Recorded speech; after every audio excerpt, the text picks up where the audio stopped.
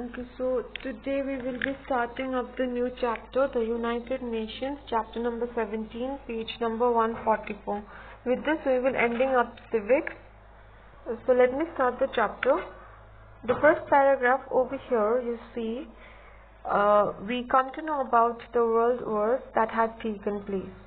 So the First World War, which was fought between the year 1914 to 18, it was fought between Austria, Hungary and Germany on one side,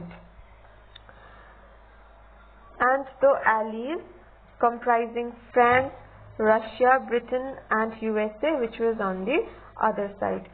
So we come to know that it was fought between countries which is Austria, Hungary and Germany on the one hand, and the others France, Russia, Britain and USA were one side. So the League of Nations was formed in the year 1919, a year after the end of the First World War.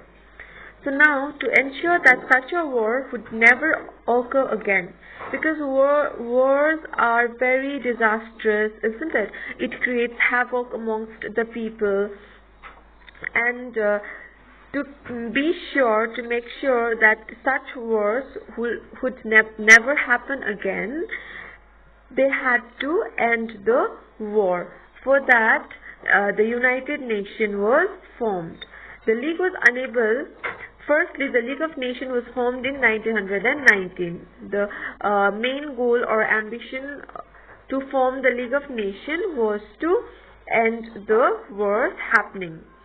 So to ensure that such a war would never occur again, the League was unable to prevent the outbreak of the Second World War. First World War took place, another World War also took place. So in order to stop such wars, the United Nations was formed. So the first thing you need to keep it in mind is the United Nations was formed in order to prevent the future wars. Alright.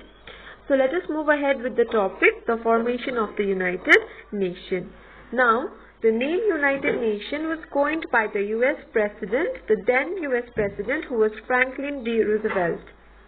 It was first used on 1st January 1942 when 26 nations promised to continue fighting together against the Axis powers. Okay. The United Nations Charter was drawn up and by the representatives of 50 countries in San Francisco between 25 April and 26 June 1945.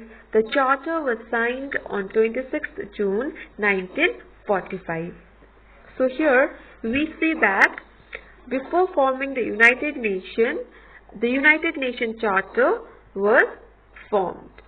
Okay, and it was signed by 50 countries, representatives of the 50 countries in San Francisco between 25 April and 26 June 1945.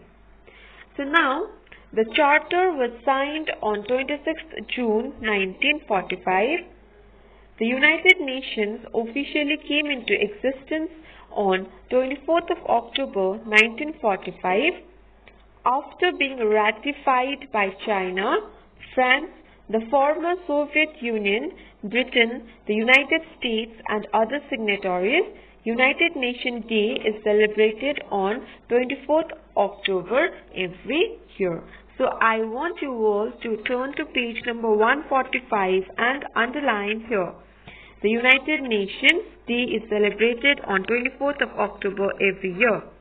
So now today, the United Nations consists of 193 member nations as recorded on 2017, and the official languages of the United Nations are Arabic, Chinese, English, French, Russian and Spanish. The headquarters of the United Nations is located in New York City, and the aims of the United Nations. So according to the Charter on the UN, the aims of the United Nations are, firstly, to maintain international peace and security. Secondly, to develop friendly relations among nations. And thirdly, to achieve international cooperation in solving economic, social, cultural and humanitarian problems, and to promote respect for human rights and fundamental freedoms, to coordinate the actions of nations towards achieving this common end. So, what are the main organs of the United Nations? The first one is the General Assembly. Okay.